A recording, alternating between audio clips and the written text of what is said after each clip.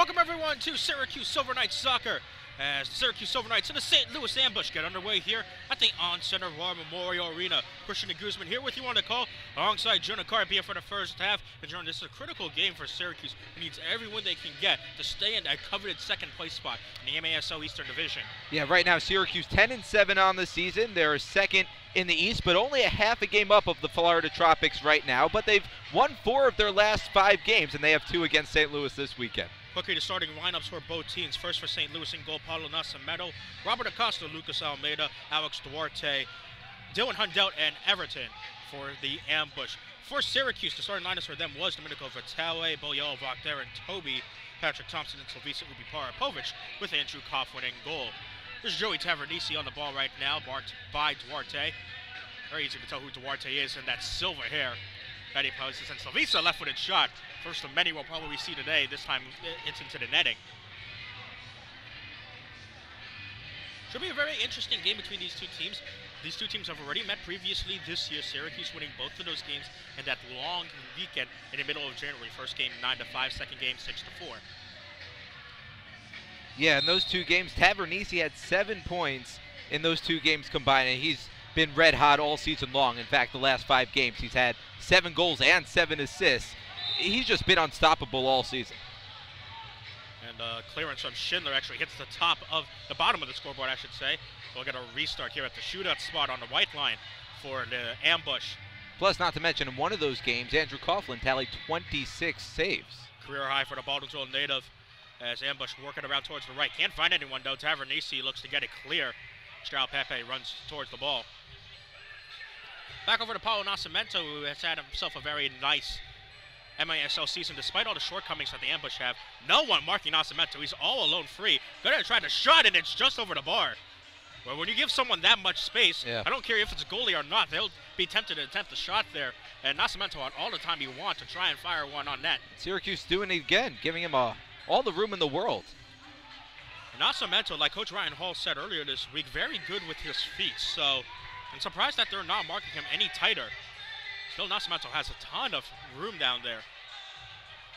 As Corey Adamson to his left, pass it towards him. Well, I'm sure we're going to be talking about this the rest of the game, but Nascimento, one of the best goalies in the MASL. He's had an outstanding season despite St. Louis's struggles.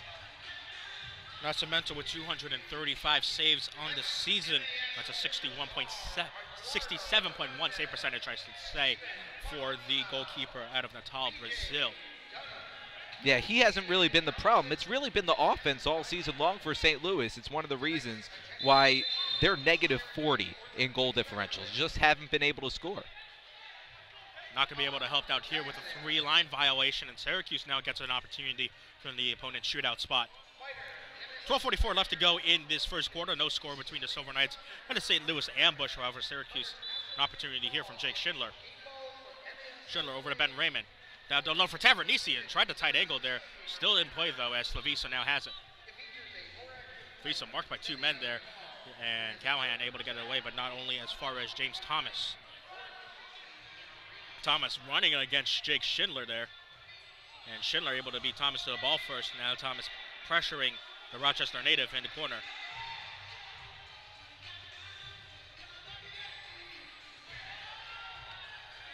Ball there for Yellowblock, not able to be played cleanly, and now Paulo has it. Kosakov. Back over to Paulo. So far it's St. Louis with the majority of the possession here. Dylan Hundelt down the right-hand side, off the boards. Looking for a man, can't find him though. That was Lucas Almeida in the middle of the box. Now here's Everton on the right side. Left side, I should say. Marked there by both Darren Toby and Ben Raymond. Hundelt now. Back over to Everton, the head coach and player manager of this team. Almeida in the box, still trying to get a shot on goal, and Coughlin squeezes the ball across the glass. One of those saves where you can only make it indoor soccer. Ball right up against the glass. And here's Darren Toby, down over to Yellowblock. Yellowblock. Back over to Nate Bordeaux. Something we haven't mentioned this game, but it's worth mentioning because it's going to play a big factor as Bordeaux runs down the side. Look off the boards, trying to find Patrick Thompson. Couldn't get a shot on target, though. But both Nate Bordeaux, Patrick Thompson, Liam Cowan going to be very important into this game.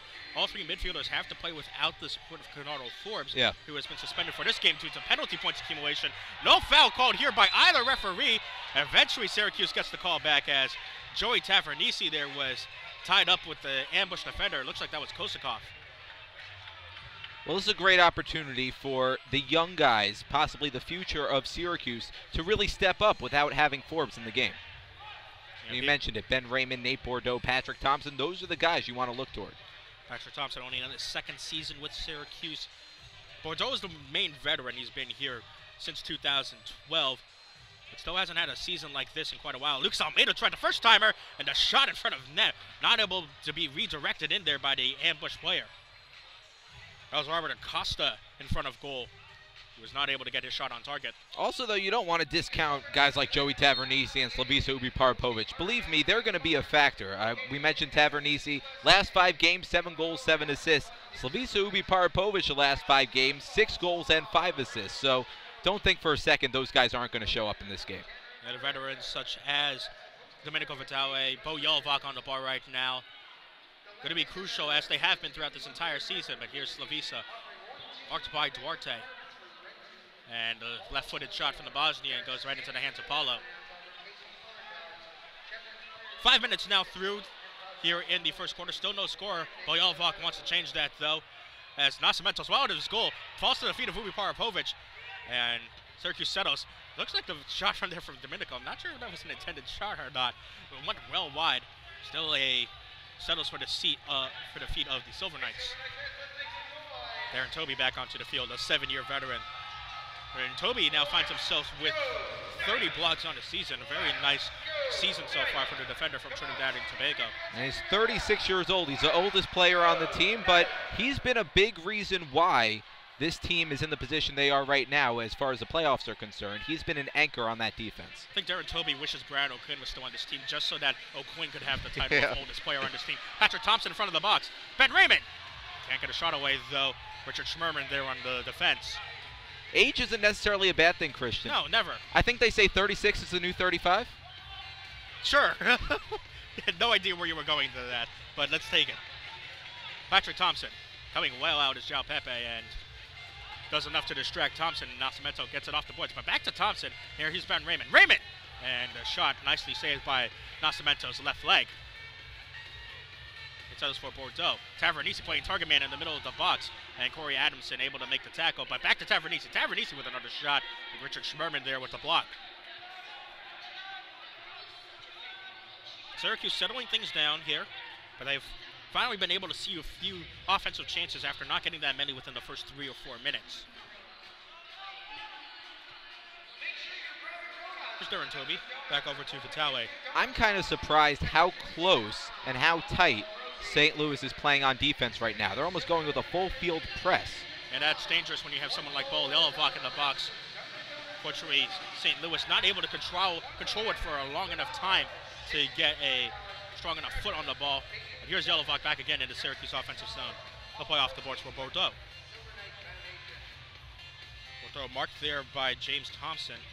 Callahan passes across the field to Vitale, who finds Bo Yelovak, I should say, down the right-hand side.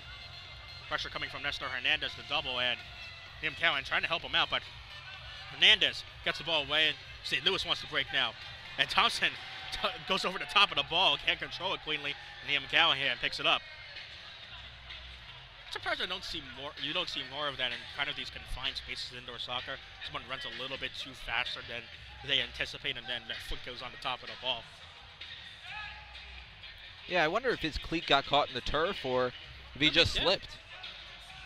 Well, Coughlin will look long. Here's Tavernisi down the left-hand side. Now Patrick Thompson. They'll pass over to Parapovic. Everton right there to mark him. Slavisa, the newest member of the 200-point club, got it with the Syracuse Silver Knights in the last game. Thompson. Nice defense there by the St. Louis defender, but Thompson able to win back, and a great save from Paulo. Now Ben Raymond at the top. Of course, Bernardo Forbes closing in on that milestone as well, but won't get it this game. Won't get it this game. Unfortunately, ineligible to play for this game. Syracuse would like to use his services St. Louis on the other side also without the services of one of their better players, and Pablo da Silva, who was suspended for 1 game for a strike to an opponent's head. Yeah, and we highlighted that in the pregame too. He has 24 points on offense this year. He also does it on defense, 20 blocks on the year. But where he's key, he's actually second this year in the MASL in power play goals. And there's Slavica Ubi-Parapovic with a beautiful tight angle goal, beating Nascimento on his far post, and the Silver Knights have a 1-0 lead.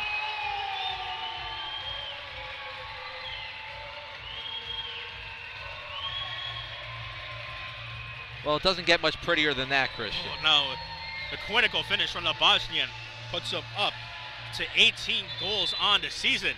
And Syracuse with a quick 1-0 lead. We'll take an official timeout as Syracuse leads 1-0 over the Ambush.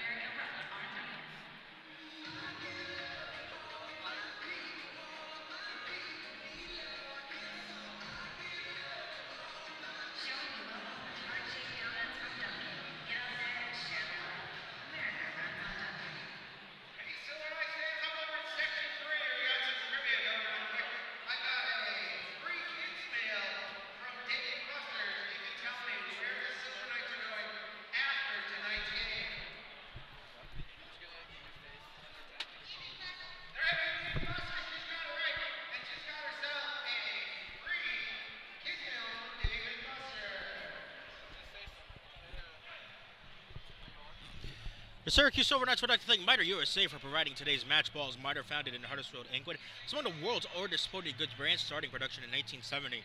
Miter is a proud partner of Major Orlando Soccer League, providing arena-specific match balls for both the MASL and MASL2.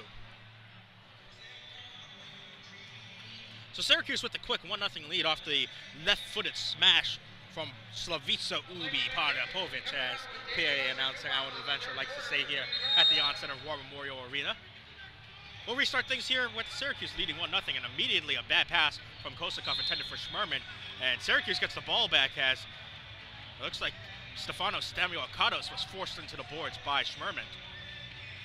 Try saying Stefanos' name 3 times fast. Is that a challenge right now? Play's about to start, so we'll start it. Not right now, but I don't put it past you, Jonah. Jake Schindler tried to look for Bo Yelovak in the box, but couldn't find him, and tries to go back for Yelovak, but it's easy for Nascimento to gobble up. Stamioakatos, the former Syracuse University player before playing in the Greek League for a year. Back here with Syracuse. Stamioakatos actually wasn't with the team in the beginning of the season, but came back on after finishing his degree in Syracuse. So, good for him to finish up his studies. Most athletes, when they leave school early, aren't able to find that time until much later in their lives. There are a lot of Syracuse University grads on the field tonight. Indeed, you have people like... Of course, the Silver Knights have a decent amount of players themselves. Yes, sir. You have people like Liam Callahan, who had a spectacular Syracuse University career. George Gibson, the former Syracuse Silver Knight player, battling in the corner with his former teammates. Vitale able to get it away. Andrew Coughlin in goal for Syracuse right now is the goalkeeper coach right now at Syracuse University, helping out me and McIntyre in the squad there. Gibson wanted a goal there, not able to get it, as was deterred long enough there, but it looks like Vitale or Schindler, one of the two. If I'm not mistaken, head coach Ryan Hall also went to Syracuse. He did. Ryan Hall, 4-year starter as a defender in Syracuse, way back in the early 2000s, although probably doesn't want me mentioning that. Syracuse able to get the ball back into the defensive zone, and Yelovak looks for Schindler. Tense pressure coming from Gerger. And that's Ben Raymond, who's dancing across the board, trying to keep possession, does so successfully. And then here's Bo Yelovak. Novak will settle things down. And Syracuse doing what Syracuse does, keeping possession. This is a possession-oriented defensive team. Raymond. Goes back for Bordeaux. And you won't often see Syracuse force shots all the time. As we've said throughout this entire season, this is a team that likes to keep the ball. It's a lot like what Baltimore does, except a little bit less refined than Baltimore, because Baltimore's been doing it for the past God knows how many years. But on offense, it seems like the strategy more often than not is for Syracuse to play it toward the middle, as you see right there. Trying for the middle, and there's Domenico Vitale.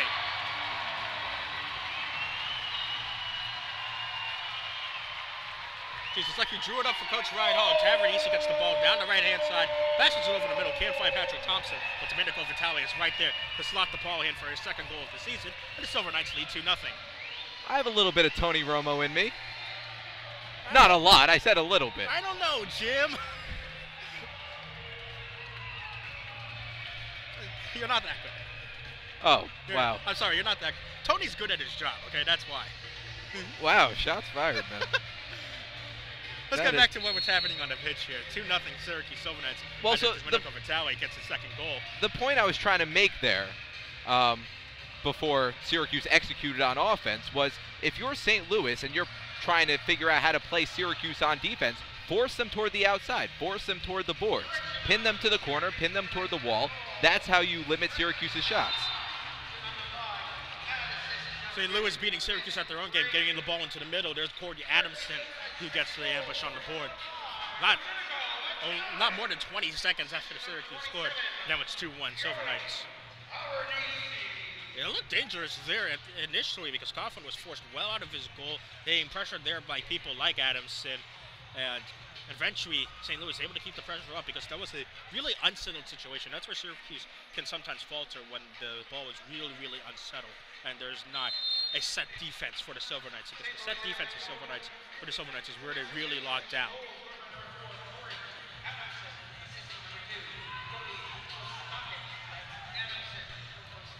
So Syracuse restarts here with the Silver Knights only up by 1 goal now. 2-1 is the scoreline. 3:15 left to go in this first quarter as Coughlin looks long for Tavernese down the side. Tavernese tries a shot from Nascimento. The ball almost deflected back into the goal as Tavernese is headhunting for his 24th goal of the season. Again, without the loss of Canardo, folks, we've already mentioned it, how key Tavernese is going to be in order to pick up the offensive slack that Canardo Forbes usually brings to these games. Patrick Thompson gets the ball in midfield. Has Tavernese to his right. Tries to use him. Tavernese, left-footed shot, saved easily by Nascimento, though. Maybe wanted to go a little higher above Nascimento to try and fire it above his head. Seen Canardo Forbes score a goal similar to that against Ontario earlier this season. Not able to get it on target, though, as here come the ambush. João Pepe. Pepe goes towards the middle, tries a shot, great save by Andrew Coughlin, and Bordeaux pokes it away. Pepe settles it on the right-hand side. Like you said, this is a team that forced Andrew Coughlin to make 26 saves earlier this year, a career high for the Baldwinsville native.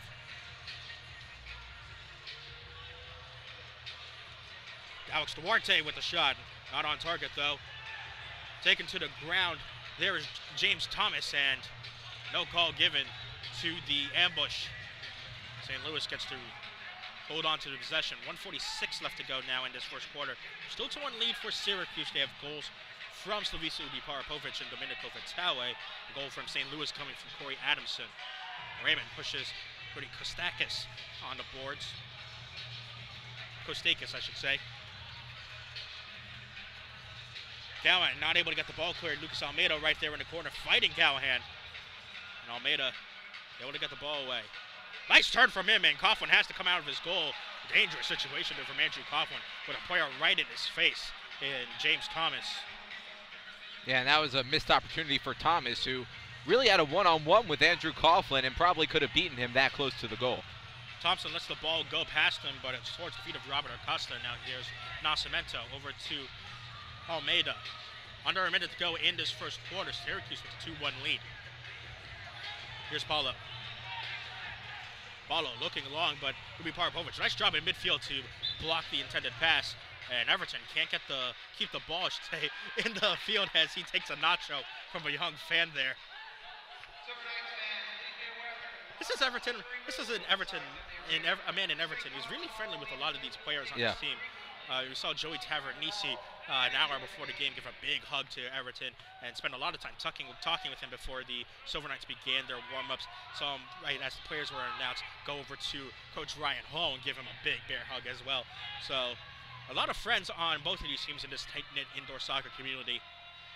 Well, Everton, a bit of a Pete Rose, a player coach, if you will. He's one of the best players in the MASL this year. Yeah, leads his team in points with 29. And he's 7th in the league in points, and he's 3rd in assists. He has 19. And one of the men above him on this field in Joey Tavernisi with 21. But Everton and his guys need to do something going into the second quarter to kind of break down that Syracuse defense. Their only goal from an unsettled situation, that's what leads us to a 2-1 lead for Syracuse as we head into the second quarter.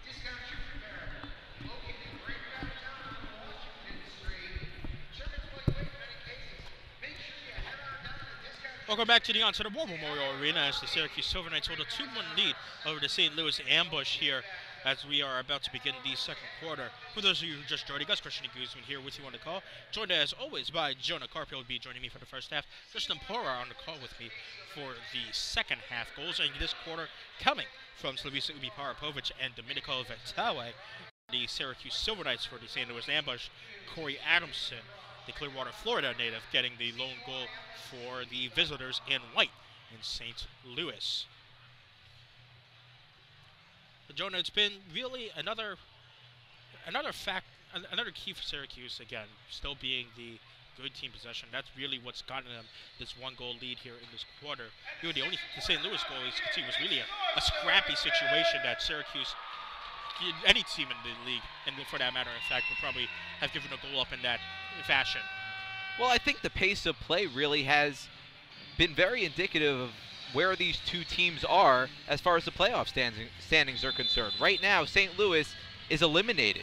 They're only 3-16 on the season. Don't really have anything to play for right now except for their dignity. They want to finish out the season strong, of course. But when they've had the ball, it's been a lot quicker. They haven't had the ball for as much time, and on defense, they've been pressuring Syracuse a lot more, and conversely, when Syracuse has had the ball, they've slowed things down, taken more smart shots than St. Louis has. We start here for Syracuse as Jake Schindler's on the ball. Nate Bordeaux there first. We'll run over it. Here's Schindler looking off the boards for Bordeaux. Can't find the target, though, and St. Louis looks to get the ball away. Settles for the feet of Ben Raymond, though. It'll go over to Jake Schindler.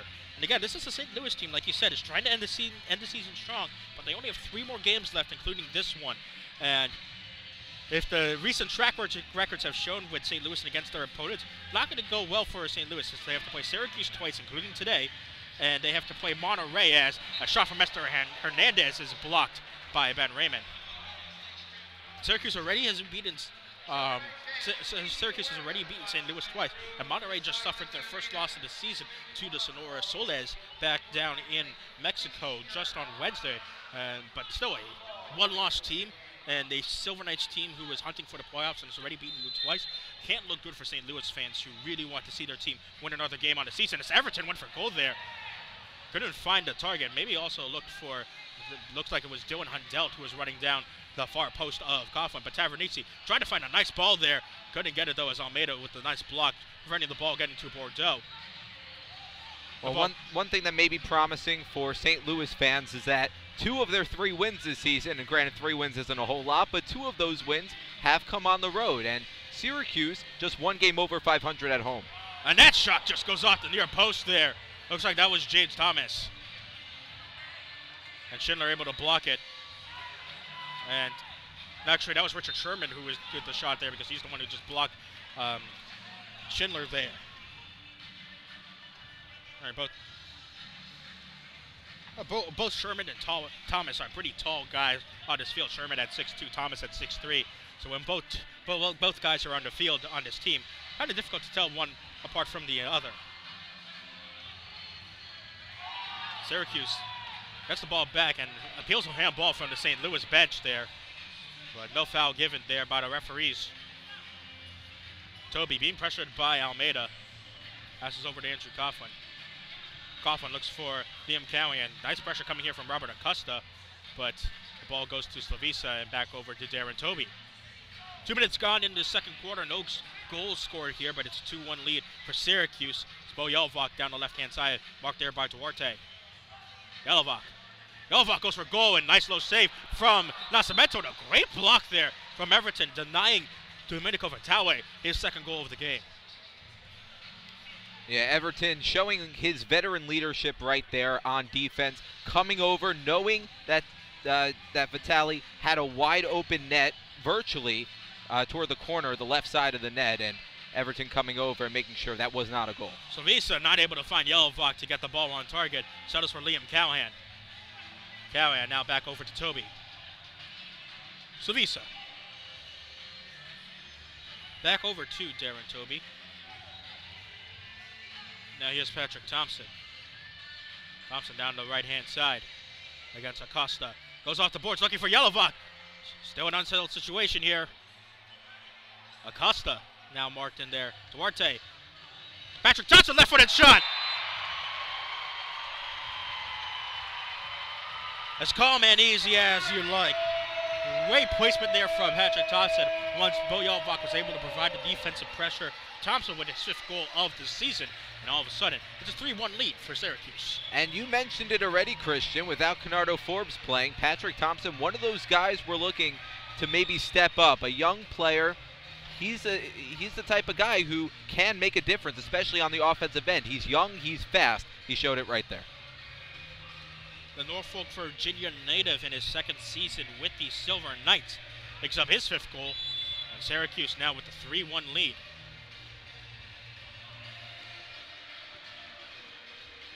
Feel the momentum being in square favor of the Silver Knights. Even after a goal from St. Louis, it still felt like Syracuse still had the momentum, really not a momentum-changing goal. As Ryan Hall likes to say, this is a game of momentum as well. The team that feels like they have the pressure is the one that's going to make the more proactive plays. And we saw that even last week when Syracuse was playing against Harrisburg. We saw, and against Cedar Rapids as well a couple of weeks ago, that Syracuse, when they have momentum, see the one making the proactive plays, but then when the other teams have momentum, that's when Syracuse's defense started to break down. Well, it is a game of momentum. It's also a game of runs. And we've seen more so many times in the on-center, certainly, when a team is hot, when they have the momentum in their favor, they can go on a run of 3-4 goals that they just string together. All of a sudden, what was once a 3-goal deficit is now no longer a deficit anymore. So The Silver Knights right now on top 3-1. There's still a lot of ball game to be played. Nice block coming in from Stanley Wakados on the shot from Adamson. Already has a goal to his name. And St. Louis looks for changes. Schmerman on the ball. Finds Nestor Hernandez, who's made his way onto the field. Now looking along for Gerger Gibson.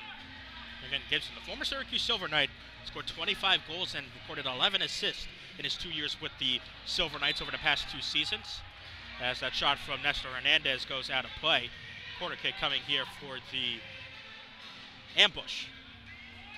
Hard to miss Gerger Gibson, who comes off the field right now in his blue hair signifying the ambush colors as Everton's long-range shot goes into the netting.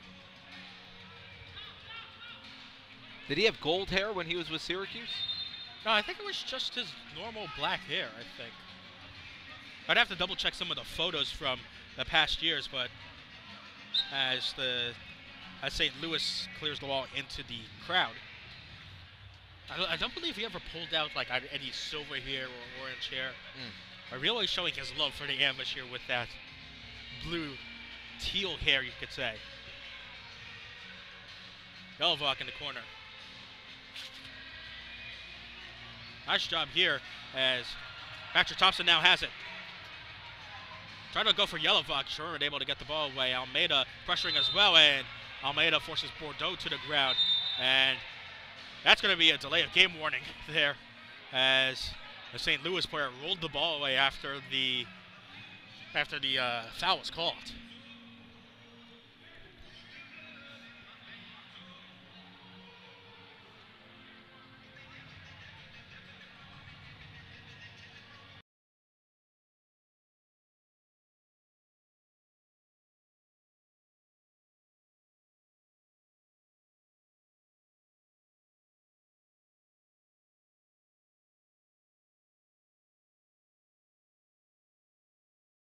Forces Almeida to the ground. No foul given. St. Louis wanted a foul there, but eventually the ambush regained possession.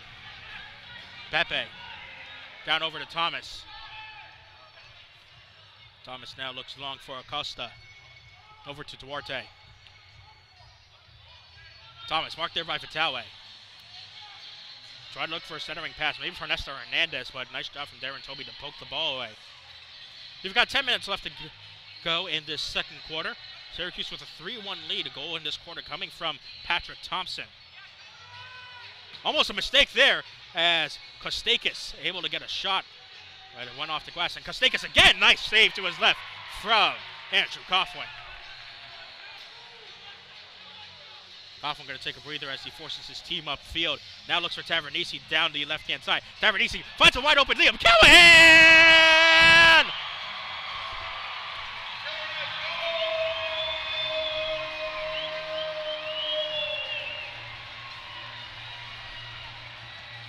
Liam Callahan with his 5th goal of the season, and it's a 4-1 lead for Syracuse.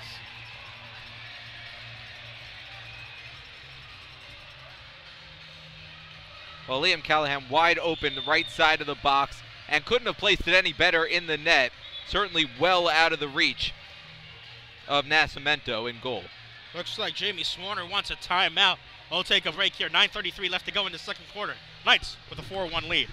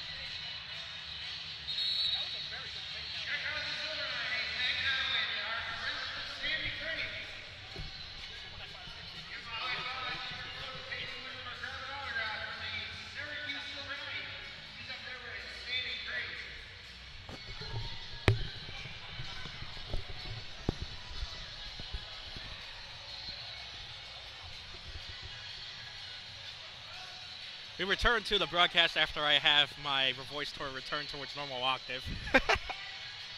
4-1 Syracuse Silver Knights lead over the St. Louis Ambush. Notable as well, that's Tavernisi on the assist, and he breaks the all-time single season record in the Silver Knights history for assists in a single season. Tavernisi with 22 now. And he had already broken the points record, now holds the assist record. There's still 3 games to go.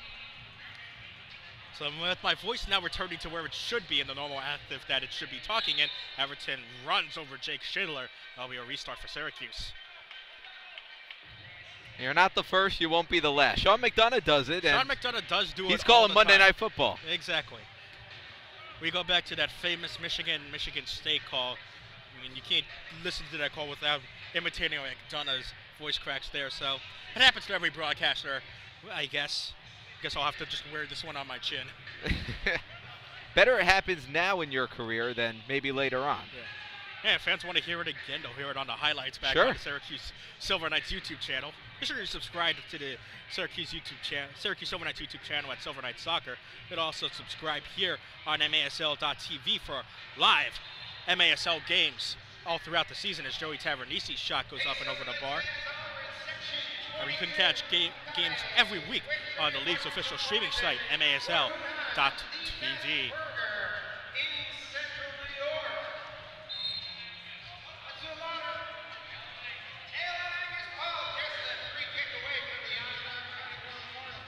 St. Louis with the restart here. There's Georgia in the glorious teal hair, fighting against both his former teammates in Toby and Tavernisi. Schmerman able to get the ball, but not as far as Tavernisi gets it, as Schmerman forces Tavernisi to the ground. And lucky Schmerman wasn't the last defender there, because that would definitely have been a blue card. Syracuse with the restart. Vittorio Petrera over to Darren Toby. Toby back over to Bordeaux. Nice moves here from Bordeaux. Gets it over to Jake Schindler. Now Schindler over to Petrera. Nice ball from Petrera down the boards to Schindler, but it goes off the back of his heel. And now settles for Andrew Coughlin. 7:35 left. I can't read the clock correctly. 7:49 left to go in the second quarter. 4-1 Syracuse Silver Knights lead. Goals coming from Patrick Thompson and Leon Callahan in this quarter. Callahan. Here's Patrick Thompson. Thompson looking for Tavernisi, and he's not able to get his shot down on target. Nascimento able to clean it up. Nascimento puts the ball down. Now we'll pass it out for Almeida. Pressure coming from Schindler and back over to Nascimento. That's looking along for Schmerman. Bordeaux able to cause enough distraction there. Get the ball back over to Tavernisi, but a great job there on Kosakov to get the ball away. And now he's running down the left-hand side with speed. Schindler locking in on him, trying to find James Thompson. And Patrick Thompson with a nice tackle to get the ball away. And now here's Bordeaux. But Duarte coming right off the boards. Gets the ball in the ambush's possession, and he'll settle things down for Lucas Almeida. Well, that was a good microcosm of what this game has been so far as the pace of play is concerned. Syracuse, almost a sauntering pace of play, had possession for nearly 3 minutes, couldn't score, and then as soon as St. Louis went on the attack, they ran all the way down the field to try to score. Now it's back into the Silver Knights' hands. The Silver Knights will most likely do what they usually do, shuttle things down, and as Jelovac passes back to Ubi Parapovic, it's exactly what they do. This is what they practice all the time in training also, passing the ball back and forth, looking for that right defender right player to pass to. Not always forcing the offensive chances. No, here's Slovisa with a nice run down the side. Pace clicking it up for Syracuse, and Acosta able to get the ball away. But Ben Raymond, right off the bench, gets the ball back in Syracuse's possession. Really, this is a stark contrast to last week, where it seemed like Harrisburg was also pushing Syracuse's pace as well. But now Syracuse seemingly able to control the game they wanted it to be controlled. A very slow and methodical game. Thompson. Ryan Hall wants his team to push up. Thompson, left for the shot, no good. And the shot from Ben Raymond, blocked. So 2 good opportunities there for the Silver Knights, not able to convert on either one of them. Slovisa looking for Jelovac, and the run from Raymond, not able to get the ball towards the net. James Thomas Almeida causing some havoc, and the ball eventually falls to Raymond.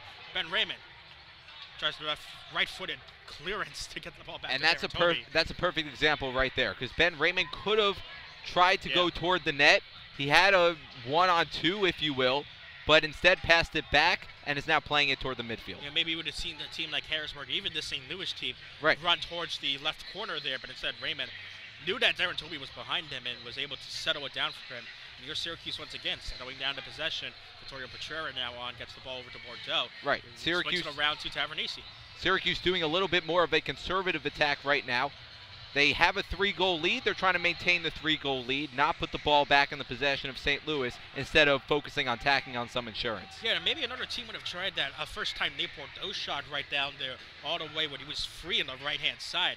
But instead, Bordeaux able to pass it back, and now Tavernisi trying to get towards the middle of the park, but Almeida able to tackle him there. It's a nice ball for Duarte, and the ambush now have numbers, but Duarte lost control of the ball, and now Syracuse is the one who's counterattacking. Schindler over to Tavernisi down the left-hand side. But now he'll settle things down, and there's, again, the real difference of play there. And really, Syracuse being calm, collected, able to control the ball, whereas St. Louis, once they had a fast break, maybe got a little too ahead of their engines. Duarte just lost control of the ball. And I've said it in this broadcast, and I'll say it again. It's not just the fact that Syracuse is up by 3 goals right now that they're playing like this. It's also where they are in the season right now. They have a half-game lead over Florida for the playoff standings. If the playoffs were to start today, they'd be in. They want to keep their positioning right now. Yeah, we'll keep an eye on Florida as Florida plays 2 games. One of them being today against the San Diego Sockers, who have already clinched first place in the MASL Pacific Division. Not sure as to the team that San Diego has brought down to Florida, but if it is the A team that includes the likes of Craig Childs and Matt Clare, it's a very interesting team that could cause a lot of problems for Florida and push them back down in the MASL Eastern Division standings. Yeah, certainly Syracuse has the easier of the 2 matchups this weekend. Oh, yeah, without a shadow of doubt. It's really, can Syracuse convert when they need to? So far, they have been able to do it. The 3-goal lead, substantial of the work they've been able to put in against St. Louis. And again, goals in this quarter coming from Patrick Thompson and Liam Callahan. Boyovak all open on the right-hand side, looking for Ubu Parapovic. Can't find him in the middle of the box, though. Shouts of a penalty coming from the Syracuse crowd. Not given, though, and St. Louis able to reconnect, and it looks like they want to try and push the pace again, but no, they'll settle it down, and here's where St. Louis might find themselves back into the game if they can slow it down. But again, it's Syracuse is able to push the defensive tempo like they like to do. So much pressure coming in from the Silver Knights, and a rush shot there from Nestor Hernandez. And now it's right back into the Syracuse possession. And Syracuse is so good at clearing. This is something that they spend a lot of time on training on as well. Clearing the ball effectively once Andrew Coughlin has it in his goal.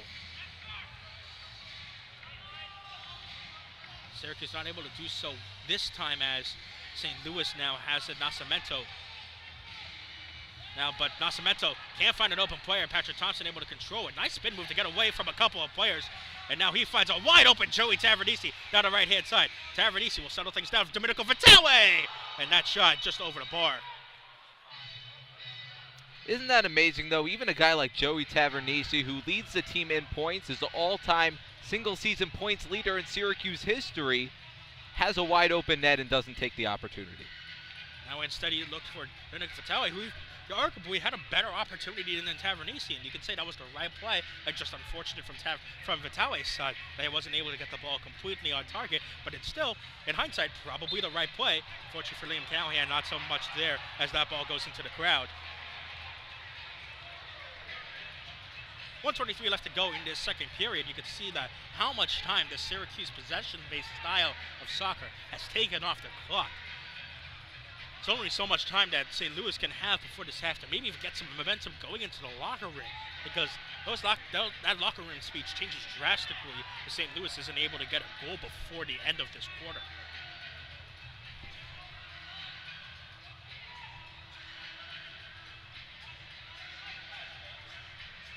St. Louis with the restart. Kozakov goes back to Nascimento, over to Pepe. And now here's Kozakov, back over to Pepe. And again, St. Louis still pushing up the pressure. And you can see Richard Sperman there telling Kosikov, who's running over the ball, slow down, settle things down here. Jamie Thomas off the boards, looking for Corey Adamson. Not able to find him, though. And Syracuse with the possession. And that's the other difference, Christian, in this game. St. Louis using the boards a lot more on offense than Syracuse is. And as a result, they're just not getting as many open shots because, quite frankly, when you have to rely on the boards, you're no longer relying on your foot. You're now using an extra object, and it's more of a risk on offense. In my conversations with Ryan Hall, that's something that also varies from arena to arena. Even in the Syracuse practice arena, the boards behave so differently that it's really tough to know how the ball will react off the boards until you actually do it in the arena. So it's not always the most substantial thing to rely off the bounce off the boards. Sure, it creates havoc for the opposing team, but you don't even know where it's going to go as well. And the fact that Syracuse isn't doing it, and they've played here many times over the course of the last couple of years, that should be a warning sign. No goal will come here from Slavisa's shot as Ben Raymond's shot just before the end of the half went over the bar, but instead it's still Syracuse with a 4-1 lead as we go into halftime.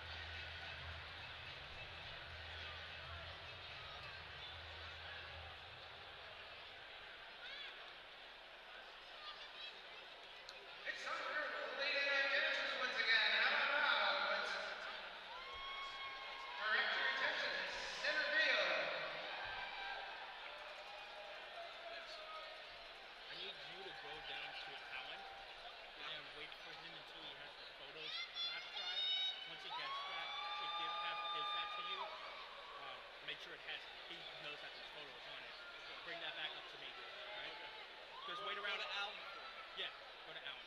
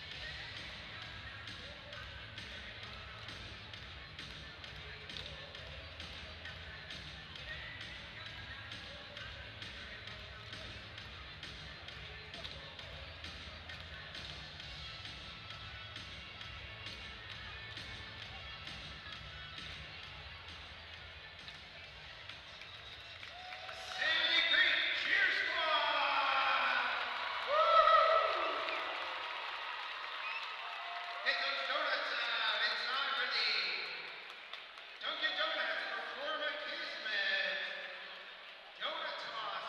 All the proceeds from tonight's Donut Toss benefit the Silver Knight Foundation, changing kids' lives one goal at a time. Are you guys ready? You got those donuts out? Let 'em rip!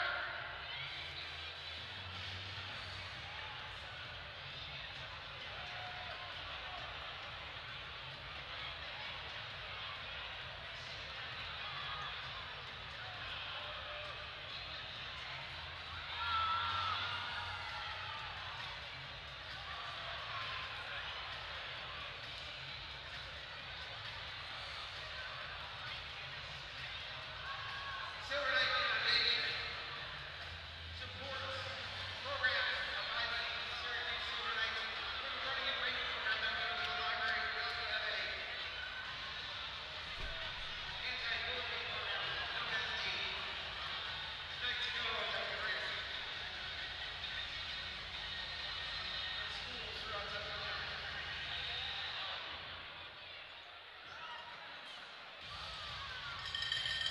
Fort Colville.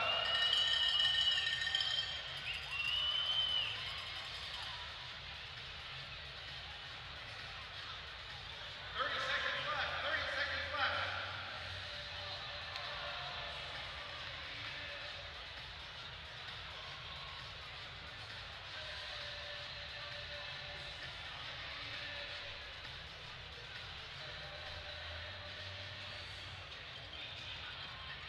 Ten seconds left in the Dunkin' Donut Toss. Well, let's pick up those donuts. Go ahead.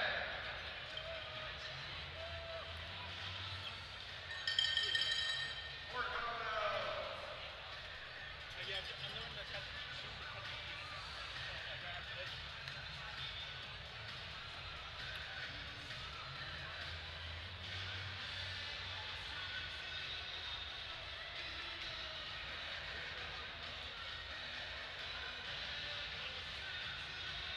Hey, Silver Knight. Silver Knight. You gonna help me out with the Filipino ski shoot? Absolutely. Tonight, we have legendary public address announcer, Mark Solak. Let's hear some noise for Mark Solak. Mark Solak, the Syracuse Crimson's original PA announcer. Mark, can you give me a Bonnie Johannes? Give me a whoa, whoa, whoa. Ladies and gentlemen, just let's somebody celebrated a birthday yesterday. Alan LaVenture had a birthday, so everyone on three, happy birthday. Thank you, Mark. You got me back. I've been giving them all year. You got me back. So, are you ready, Mark? You tell me when to go. It's the Filipino ski shoot. Filipino's Pizza, located on Grand Boulevard. Ready? You gotta tell me when to go, Mark. You have not yet. Go! We have a winner over there.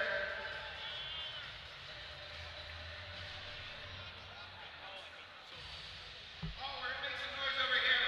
We've got Sandy Creek over here. Let's hear Sandy Creek. Are you guys ready for Filipino's Pizza? And here we go! Oh! We'll do another one over this way. We'll do another one over here.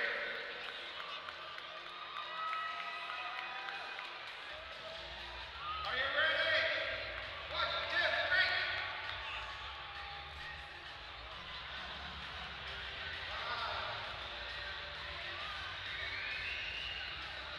It's done. Here we go. 1, 2, 3. Oh! The pizza plus the pizza. So he's trying to hit the pizza box. But the pizza box just went up in the air, so the box Alan's mic out of his hand.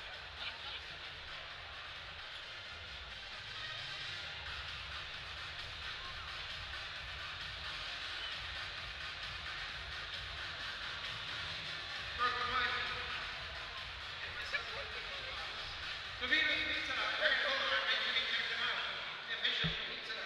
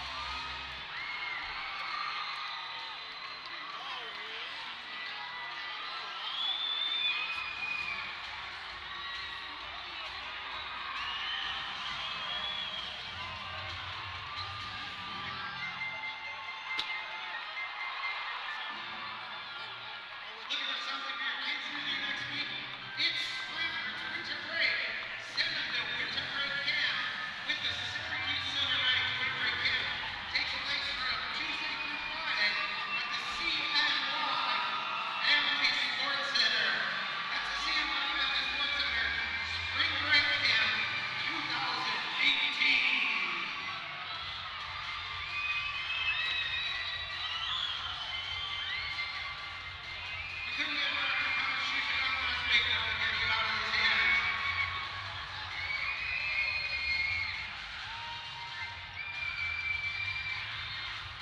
Remember, your Syracuse Silver Knights return to the Illinois County War Memorial on Sunday, February 18th at 4 p.m. We'll take on our division rivals, the St. Louis Ambush. That's 4 p.m. this Friday.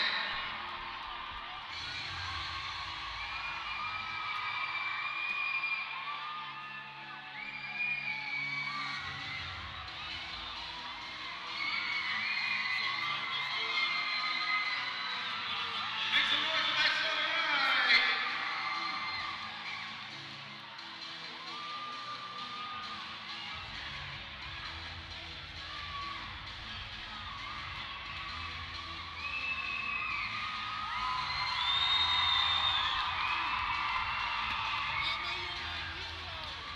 Let's make some noise up here at Sandy Creek. Let's hear you, Sandy Creek. Make some noise, Sandy Creek. Let's make some noise over here. Yeah. That's another Blue Rock Energy halftime.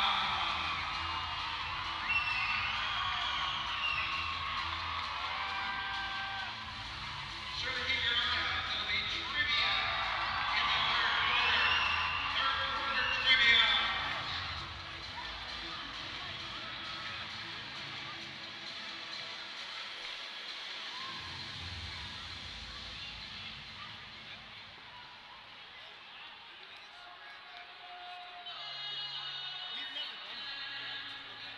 Get ready for it, Silver Knights. The second half is going to be dance, dance halftime. We got to get up and dance.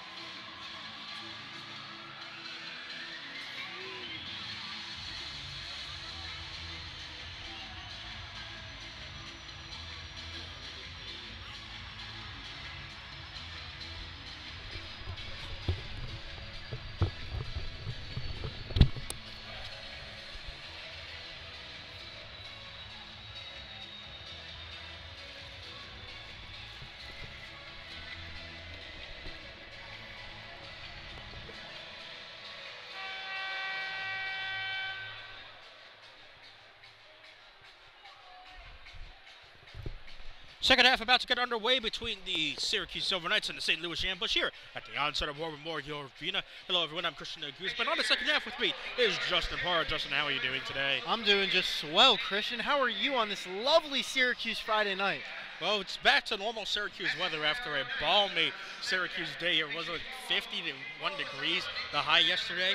50 degrees feels like the summer in the middle of February here in central New York. I mean, I wore just a t-shirt and jeans yesterday. Yeah. I wore my sunglasses to feel like an all-star. It was great. I was wearing jeans yesterday. I felt overdressed for the weather here in Syracuse. It was just an abnormally here in Syracuse, but an abnormally on the field is not what we are seeing here, as Syracuse has a 4-1 lead over the St. Louis Ambush. Ambush getting underway, things underway here for the second half, as St. Louis really again has struggled coming out of the gate, not seeing a whole bunch of the ball after Syracuse has done a great job holding on to it, giving them their 4-1 lead.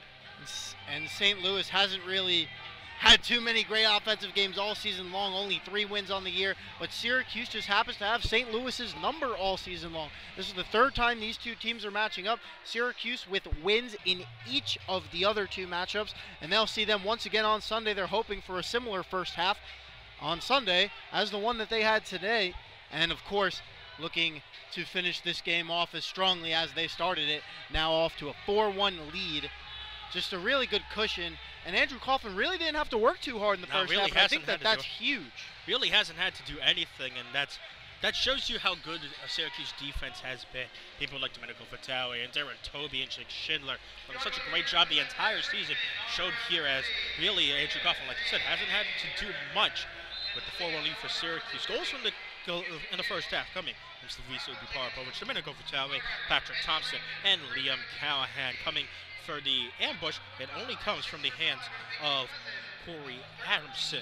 And really, I think it was huge for Patrick Thompson and Liam Callahan to make their presence felt this game. Canardo Forbes is out from this game, and they were going to be really important. They're playing a lot more minutes than they're used to seeing, and they're doing just a great job. 2 goals. That's what created such a big separation so far in this game, and that's why Syracuse has to feel pretty comfortably about the lead they have right now. And we told you to keep an eye on the other game that's happening down in Lakewood, Florida, of interest. It's between the Florida Tropics and the San Diego Sockers. Again, Florida trailing Syracuse by half a game for that second spot in the MLSO Eastern Division. Corey Adamson goes off the boards. Can't find anyone, though. Shot from Jao Pepe, not able to find anyone. It is San Diego with the 2-0 lead in the first quarter over the St. Louis ambush. Goals coming from Craig Childs and Luan Oliveira. Childs with the assist there. So even though San Diego's locked up a playoff spot, if Gerger Gibson goes for goal, can't find a net though. Even though San Diego's locked up a playoff spot, still bringing in their best players. They still have Craig Childs on the field. They still have Matt Clare. And that poses problems for Florida, who really wants to get a win in order to stay on pace with Syracuse heading into the final parts of the season. And of course, Florida fighting with Syracuse, half a game behind, and they really have a tough schedule coming up. They have back-to-back matchups every weekend for the next 3 weekends, and that's how they're going to finish off their season. Back-to-back matchups against a San Diego team that, like you said, Christian, is playing its best players, wanting to win games for pride. Definitely not what Florida would have liked, but they're going to have to face the challenge and have to pull out at least one of those games if they want a shot of catching this Silver Knights team that looks really good here tonight and has another matchup with this weak St. Louis teams in 2 more days. There's the second shot on goal from Paulo Nascimento as Syracuse is continuing to give him space down the right-hand side. And still hasn't been able to find the net. Nascimento, the goalkeeper. Never seen a goalie take 2 shots in a game, Christian. He's been up over the midfield line a lot tonight. You must have forgotten that Cedar Rapids game as Everton Moreira not ever to get the shot on target. Remember Hayner House for that Cedar Rapids Rampage team, the other team that's in second place in the MASL. Hayner House with that, playing that superkeeper role. Also, Hugo Silva of Harrisburg has a goal this year. So there are many keepers in this league who do like to go out and go push past the halfway mark of the field as Yelovac's taken to the ground for a foul. This game's been pretty aggressive, a lot of tripping, but referees have fairly let them play. And no blue cards of any kind to either team. And for St. Louis, that's probably a good thing for them. This is a St. Louis team that has been on 44 penalty kills this season. Not too bad on the penalty kill, though, at 66%. There are teams that are a lot worse, including Syracuse, who's only 59% on the penalty kill. Yeah, but this is a Syracuse team that isn't as seasoned on the penalty kill, with St. Louis being 29 for 44 on these penalty kills, Syracuse only 16 for 27. So, although the sample sizes vary much differently, it's a much more practiced team on a penalty kill, you could say, for this St. Louis ambush squad as we approach the 10-minute mark closer here in the third quarter. Still 4-1 lead. That was just the last, really that last possession there for Syracuse. It was really the first extended possession they've had of this third quarter. We talked a lot about this with Shona in the first half. And that Syracuse has done a great job at keeping possession and slowing the pace down, while St. Louis is really attempting to push the tempo up as Schindler's taken to the ground. Nice job from Nestor Hernandez to get the ball away, and Nascimento gets the ball past the halfway line, looking for Everton, who's all alone. Savisa trying to close him down. Everton right-footed shot. That's a beautiful goal from the head coach of the St. Louis ambush in Everton. Wow, what a setup to himself. A beautiful goal from the head coach of this St. Louis ambush team to cut the deficit in half. 4-2 now. Ambush trailing the Silver Knights. One of the most seasoned players here in indoor soccer. Over 250 games has Everton played with teams like Milwaukee, San Diego, Detroit, Philadelphia, Chicago, and Cedar Rapids. Everton's been everywhere and everywhere on the map of the United States of America playing indoor soccer.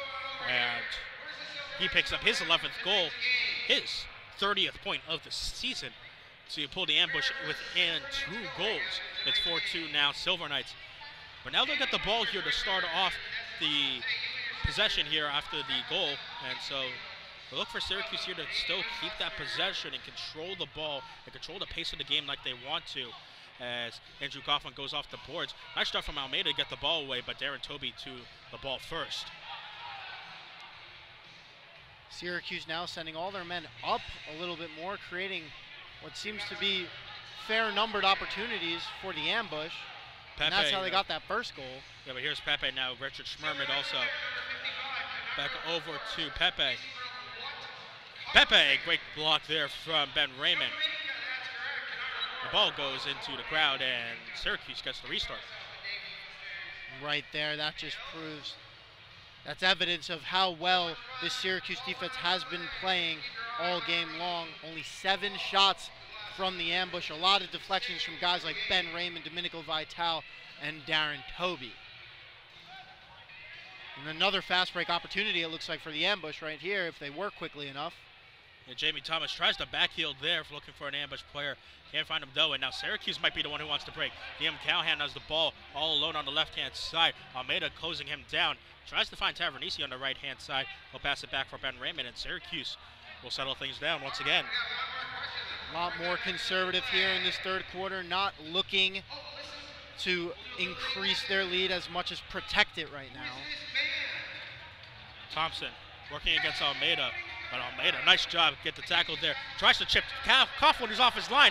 Coughlin just to back in time to tip the ball away, but that could have been a very, very cheeky and great goal from Lucas Almeida, who found Coughlin off his line. Everton now tries for the long-footed boot, but his ball's into the net. We don't often see goalkeepers caught off their line in that sort of fashion, and Coughlin, which did a great job to recover just in the nick of time. He got really lucky right there, Christian. That was a great ball by Almeida, and that very well could have made this a one-score game. Coughlin has to stay a little bit more on his toes. I know he's probably sleeping by the lack of attention he's been getting all game.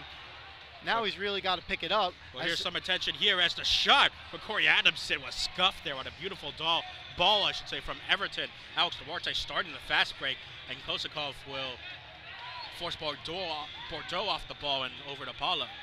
This Ambush attack looks a lot more clean in this second half. A lot of sloppy play early, lots of turnovers, but now getting numbers on the fast breaks and pushing it, creating great opportunities. Kosikov to the right of Coughlin and scores. That's a beautiful goal for Vadim Kosikov.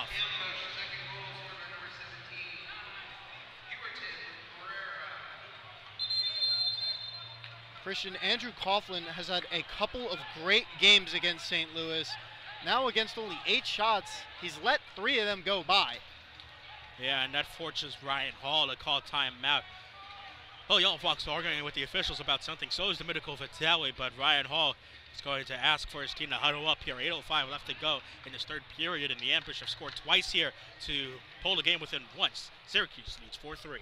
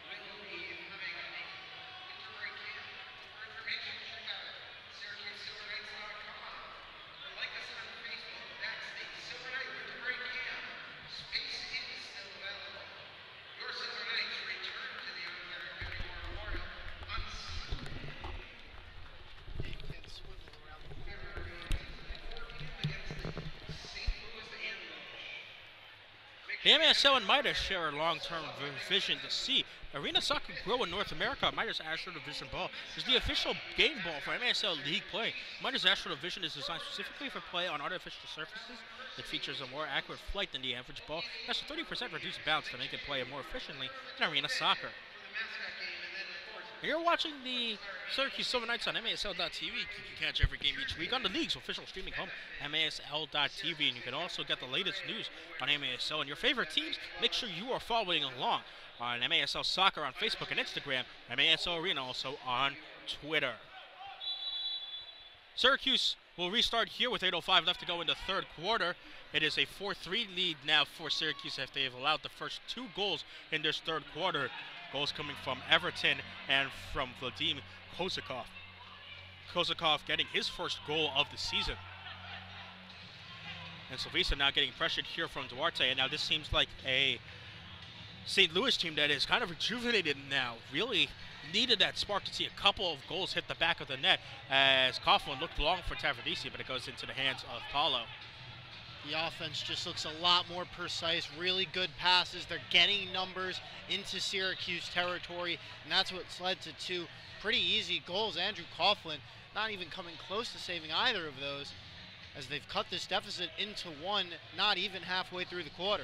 Yeah, it's been 2 very well-struck goals as well. Both Everton and Kozakov getting some good foot onto the ball and facing very nice shots past Coughlin as Coughlin punches the ball into the crowd, as St. Louis is calling for a defensive clearance violation. Let's see where the referees put this ball. St. Louis is still arguing, and it is going to be defensive clearance, so here comes St. Louis with a top-of-the-arc opportunity. And these are not the mental mistakes Andrew Coughlin and the Silver Knights need to be making right now. Getting a little too comfortable with this lead early in the second half. Now Ambush with a chance to tie. Everton on the ball. What the shot goes to the left, I should say the right, of Andrew Coughlin. Christian, off the left you think post. he called that play himself? Yeah, I believe he did. It helps when you're the head coach of the team. Zhao Pepe with a great shot that was went off the near post there of Coughlin. St. Louis nearly equalized there on 2 very good chances. That was a terrific pass off the boards by the head coach, setting up a wide open opportunity for Pepe, but just off the mark. Schmerman on the ball now. Goes back to Rafael Nascimento, the former Florida Tropic.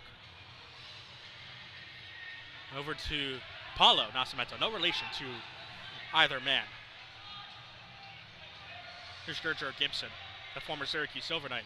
Talked about this with Jonah. You can always tell when Gerger Gibson's on the field with his great blue hair. And how amazing is it that he dyed his hair to match his socks? I think it looks really, really good, Christian. I've been noticing it all game long, and he's such a big body that it's so noticeable. Really makes this game visually appealing. Yeah, but we got a man down on the field, and if I see body types correctly, I think that's Joey Tavernisi. It is indeed Tavernisi who's down in some pain.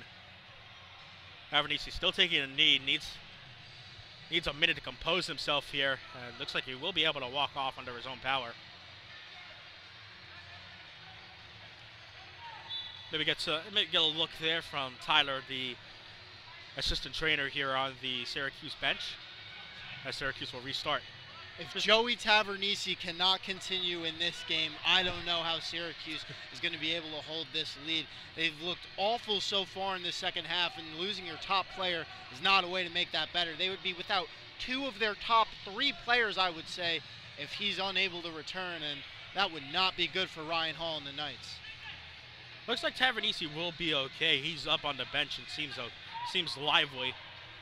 Syracuse plays a possession without him. Vitale looks long for Yelovak down the right-hand side. Pressure coming from Almeida. Yelovak.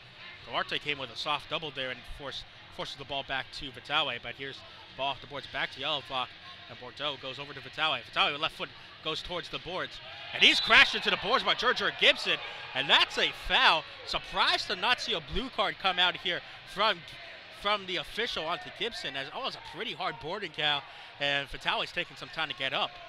Christian Gibson looks to be arguing the call, but it looked pretty blatantly, and he checked him into the boards. You're right. I'm surprised there is no blue card to match his hair on that one. It looks very physical.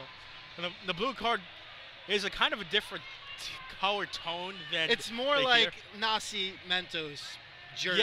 Yes, it is. More like that, but nonetheless, I see where you're going with this. Good opportunity here for Syracuse. Thompson goes over to Yelovak. Yelovak look for Darren Toby. They Bordeaux, and it's into the back of the net.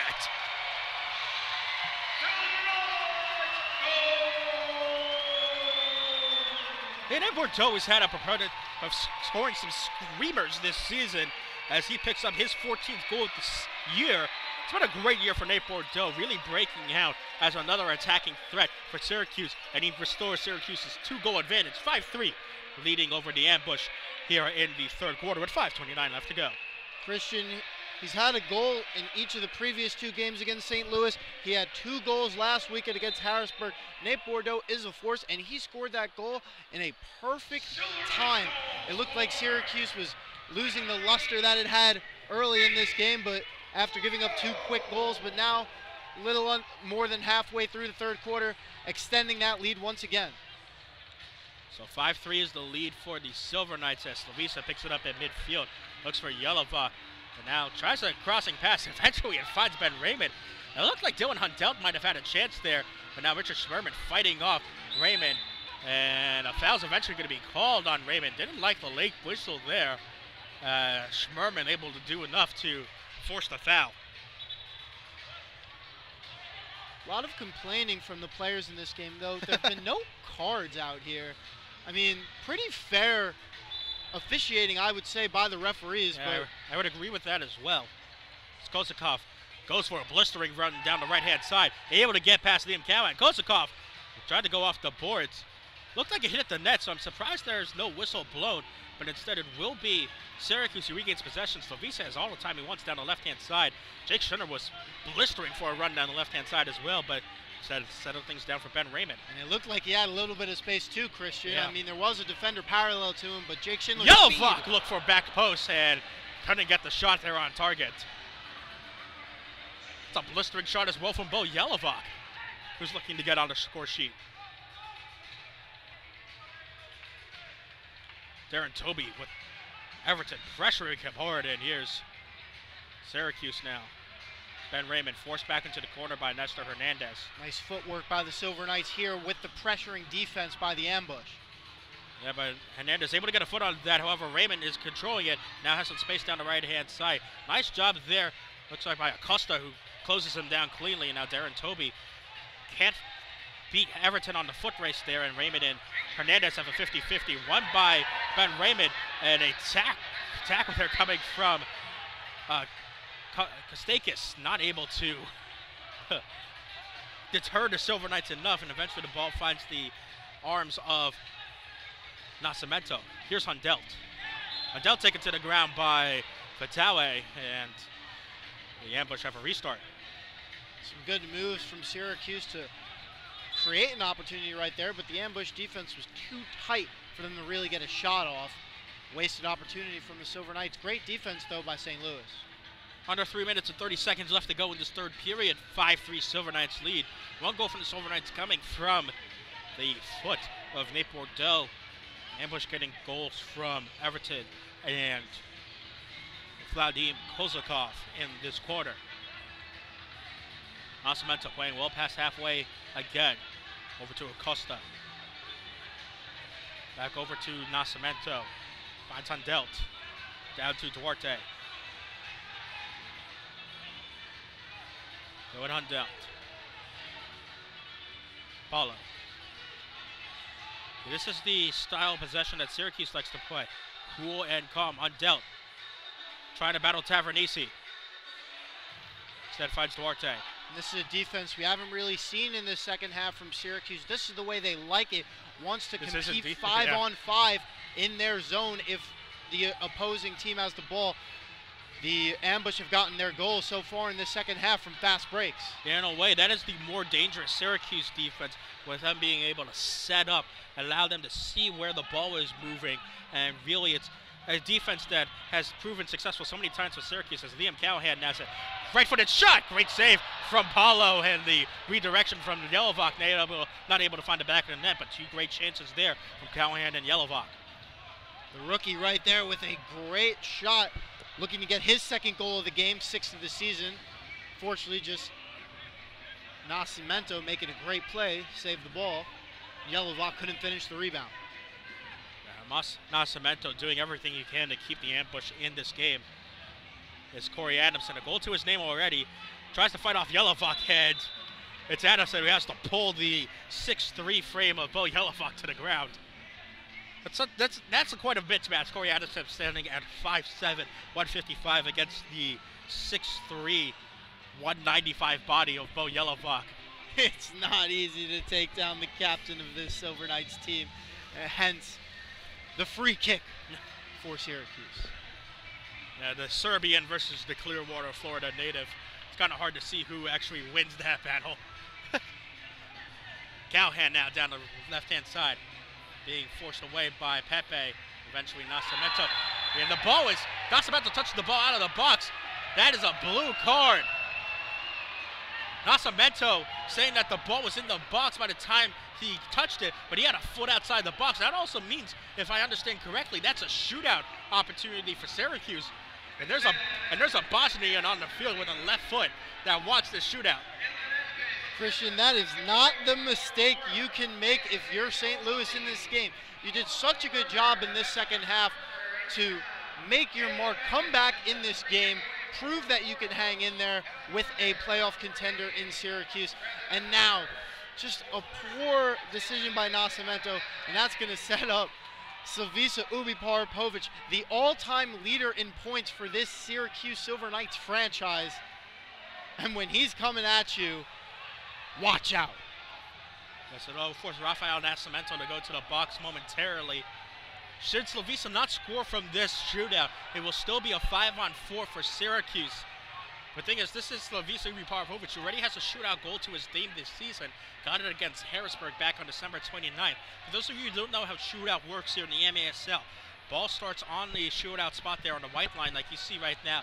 Nascimento has to start with a foot on the goal line.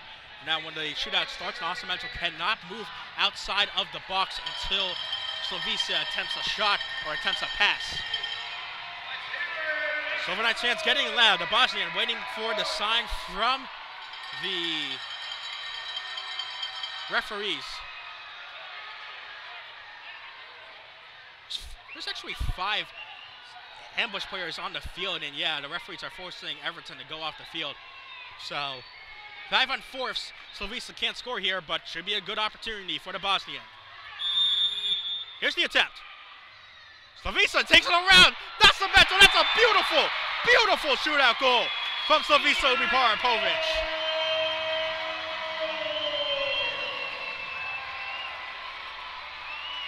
Hey, he did that to Hugo Silva against Harrisburg on December 29th. Again, does it the same here. Takes it around Nascimento's right and uses his beautiful left foot to pass it into the back of the net. 6-3 Silver Knights. Christian, I'm looking on the field right now. I can't find Nascimento's ankles. What a move by Slavica to put in his 19th goal of the year. Wow, I was expecting the Bosnian to use his rocket left foot. Instead, a nice cheeky move past the keeper. What a way to score and extend this lead over the ambush. Yeah, we sometimes forget how good Slavica's ball skills are, especially when he has such a rocket of a left foot. His ball skills are sneaky good also. And the Bosnian, the Cleveland State University graduate, restores Syracuse's 3-goal lead, their largest of the day. There's tons of people in the MASL who have rockets for feet, but that footwork gets you as the all-time leader for an MASL franchise. Wow, what a goal. Now the Ambush have 1 minute left to try and get back on the board. I should say less than a minute left.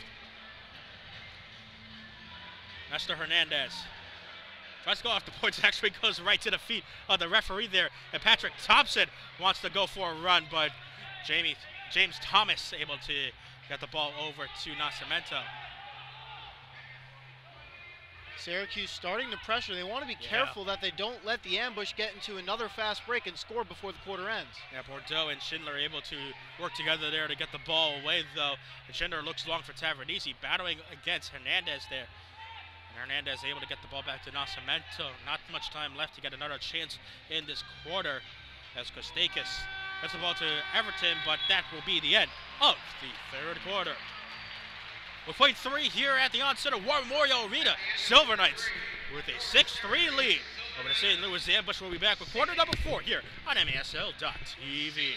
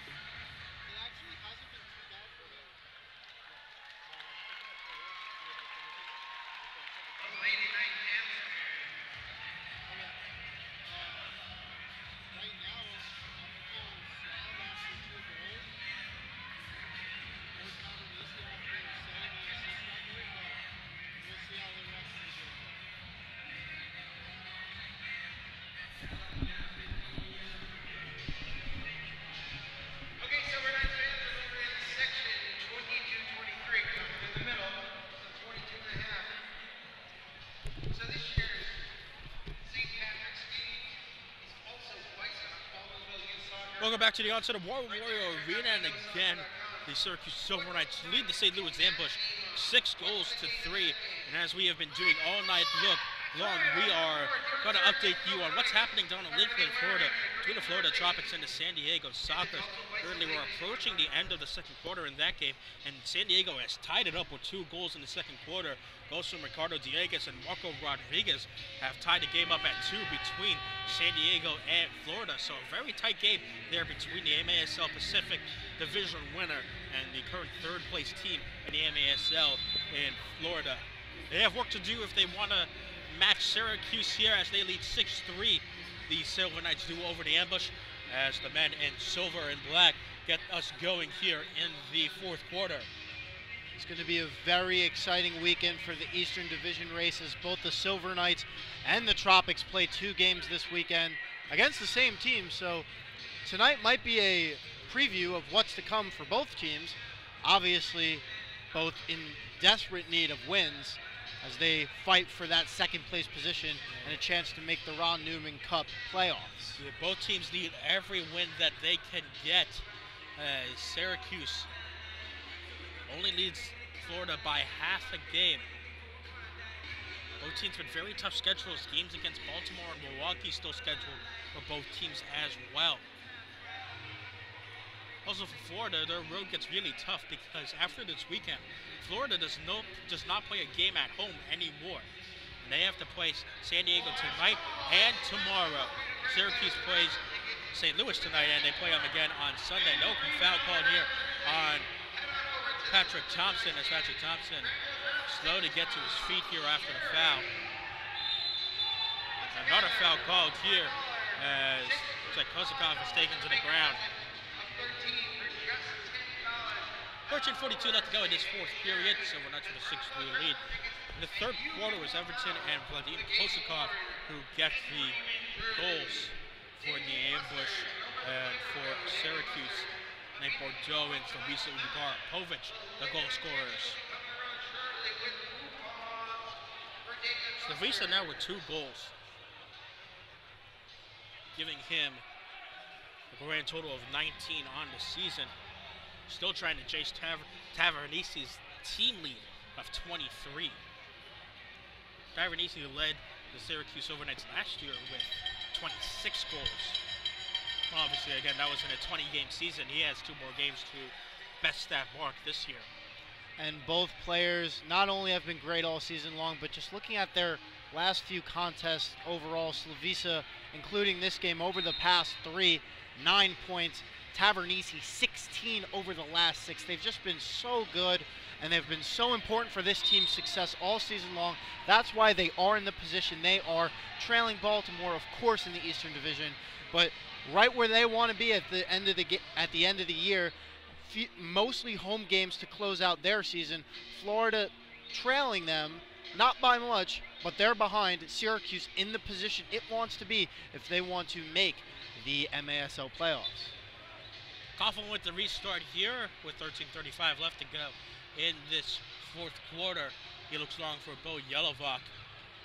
Yelovak being pressured there by multiple ambush players. It's Nascimento who gets the ball and settles it down. There's Nascimento. Yelovak ball chasing in Syracuse territory. Don't want to let the ambush get on another fast break and have numbers. Nice job there from Schindler to poke the ball away from Jao Pepe. And Schindler using that big Rochester body to get past all the St. Louis players. It's eventually Addison who gets in his way, and Schindler's going to get called on the foul before scoring. That would have been an excellent solo goal from Jake Schindler if not for pushing Corey Adamson to the ground. Christian Adamson, I think he's doing some pretty good acting right now. I don't know if Schindler touched him. He kind of bullied his way up those far boards and looked like he had a good shot. And of course he's going to stay in. Why wouldn't he? He's not hurt. He's staying on the field running after grasping his ankle in pain. I mean, it looked like a great opportunity for Jake Schindler, just like I said, bullying his way through white jerseys. Something we missed here. I didn't realize that Domenico Vitale has actually shown he was shown a blue card for the challenge on the Kozakov. So this is actually a St. Louis power play that's 50 seconds. That's 50 seconds left. Something we haven't seen here. So finally the blue card does get showed. And Schindler was almost on his way to a short-handed goal there. So and it looked like I can't believe what I saw from Corey Adamson. Wow. So 43 seconds still left on this penalty onto Vitale. He was called for the reckless tackle there, you could say, onto Kozakov. And now 37 seconds as St. Louis tries to push here. This is the opportunity St. Louis has been waiting for all game. They have the numbers. Fourth quarter, down by 3. You have to score here. Give yourself some momentum if you want to make a fourth quarter push. St. Louis 10 for 30 on power plays. Syracuse 16 for 27 on penalty kills. 12 seconds left in a penalty for the ambush. Shot there. Gertrude Gibson scuffed the shot and a wide open goal. Oh, Gertrude Gibson can't be too happy about that. Vitale's going to be released from the box now. Even strength for both teams. Shot blocked by Jake Schindler. And it goes over to Tavernisi, and Gertrude Gibson's got to be shaking his head. Christian, that play basically sums up this St. Louis season right there. Great block there from Jake Schindler, and now Patrick Thompson might have some space if he runs down the right-hand side. Almeida able to close him down quickly. Also does Gibson as Thompson goes towards the ground. Gibson and Thompson. Gibson eventually gets the ball away. Falls down kind of easy there. And Nascimento able to clear it up. That's a wild last few seconds there. Not the prettiest of plays, but No. St. Louis coming up with the ball. Darren Toby.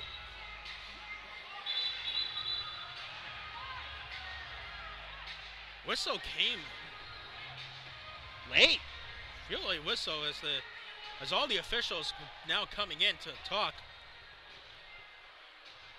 Not sure exactly what they're calling, what they're going to be talking about here. Section 23, where your Syracuse Silver Knights It looks like one of the officials might be reaching for a card. I'm not sure exactly what they could potentially be talking about here because that whistle didn't come.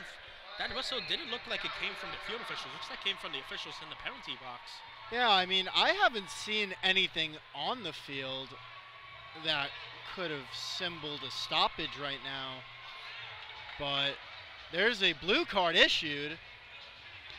Not sure exactly what the blue card is for, but it's against Syracuse. We'll have to go onto the penalty kill once again. So after failing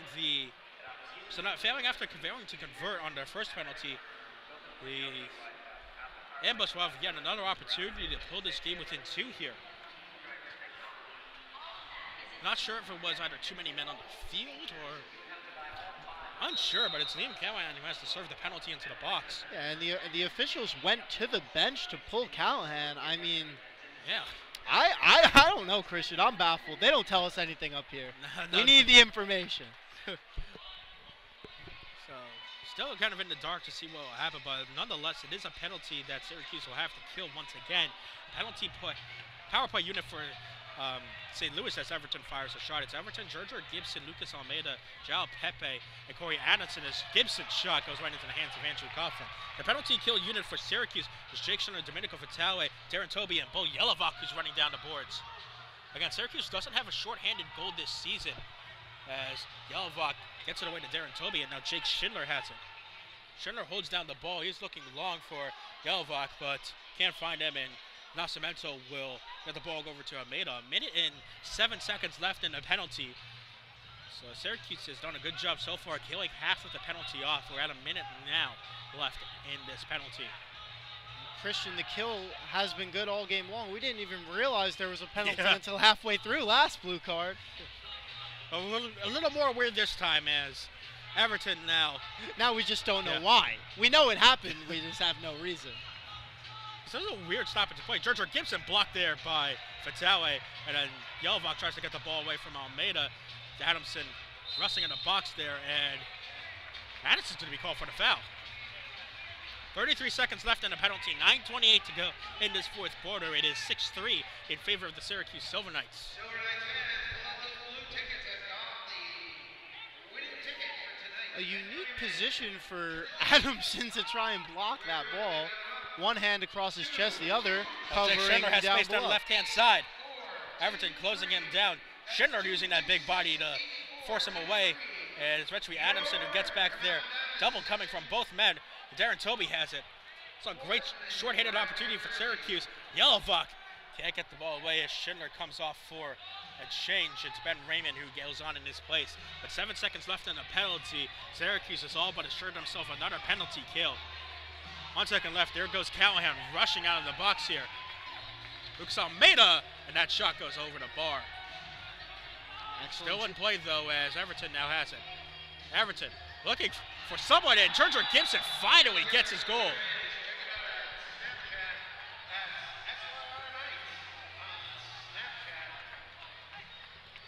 Gerger Gibson picks up his team-leading 13th goal of the season. Actually ties him with Corey Adamson, I should say, for 13 on the team lead. And now it's 6-4 as Gibson strikes against his old club. His first goal against his old club this season. Indeed.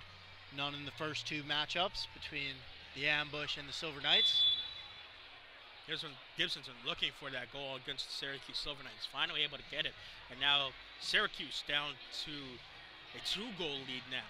6-4 the advantage for the Silver Knights. Coughlin looks long for Vittorio Petrera. Nestor Hernandez beats Petrera to the ball, though. Now Hernandez goes off the boards looking for someone. Eventually finds James Thomas.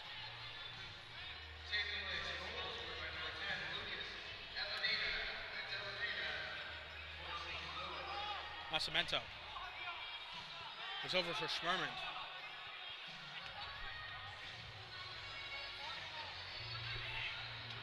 Shot coming from Thomas, and that one's headed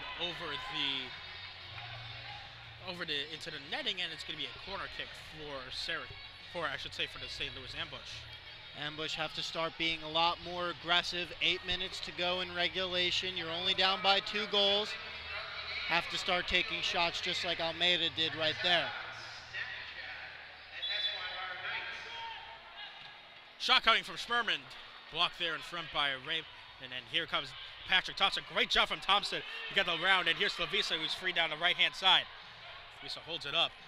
Can't get it past Almeida, though, but Ben Raymond's there to pick up the loose change. Raymond off the boards. Looks for Slavisa. Not able to get there, though. Slavisa settled things down. You'd have to think sixth attacker would be coming soon here from St. Louis. 7:33 left to go in the fourth quarter. 2-goal disadvantage, and Jamie Swarmer might want to head towards that sixth attacker very shortly. I think you still have some time. I think you really have to make a push to score in the next couple of minutes. And by the 6-minute mark, if you're still down by 2, I agree, Christian, you got to send that next guy out. Do you consider just pulling Nascimento out after the shots we've seen today? So you still have the tender, but you just play him as an attacker? Well, as the ball goes over the boards, it could definitely be an option. However, I think the advantage of one more experienced outfield player might be better, even though Nascimento has shown some great opportunities with his right-footed shot. Fortunately, I don't think here we'll get to see that. We'll take an official timeout here after Syracuse will get a restart. 6-4 is the lead for the Silver Knights. 6:58 left to go in this game.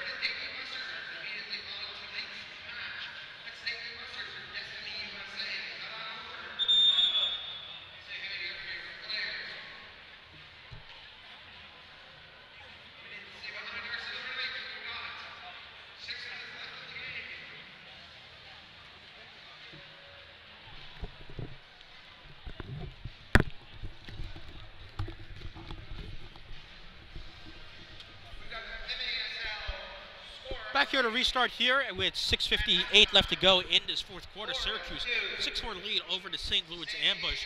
It is St. Louis with the restart. Bryce, if you give me a really loud Let's Go Knights, I'm giving you a kid's meal and Nick Westbrook. I'll even do it with you. Ready?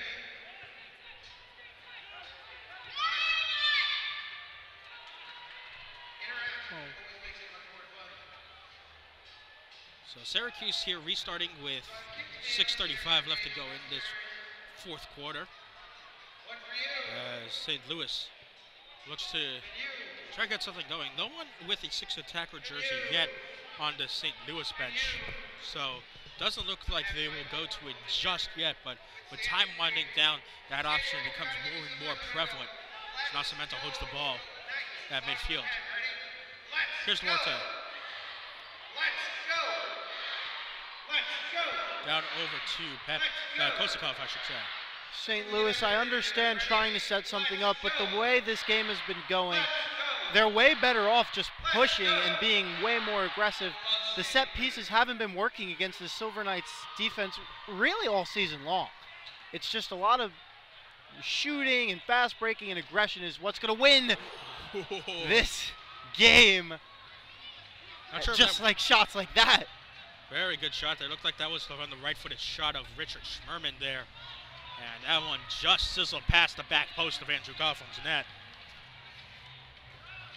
As I'm saying, it's shots like that, even if they're a little far out, have to be aggressive. Keep this defense on their toes, and that's how you're eventually going to get the ball past Coughlin. Yeah, Sherman in his 5th season with St. Louis has threatened goal most of this game. He's still looking for his 3rd goal of the season as Schmerman. I had some good chances this game. Here's Paulo.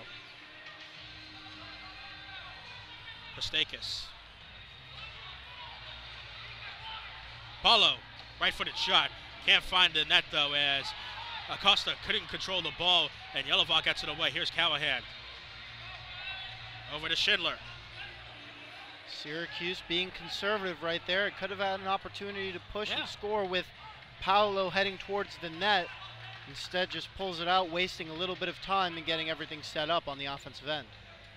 So we're under 5 minutes now, and someone on the bench is grabbing for a 6th attacker jersey. So next time that St. Louis gains possession, you would think that the 6th attacker will come on. Syracuse looking to prevent that as Darren Toby controls the ball on the right-hand side over to Ben Raymond. Raymond over to Tavernisi.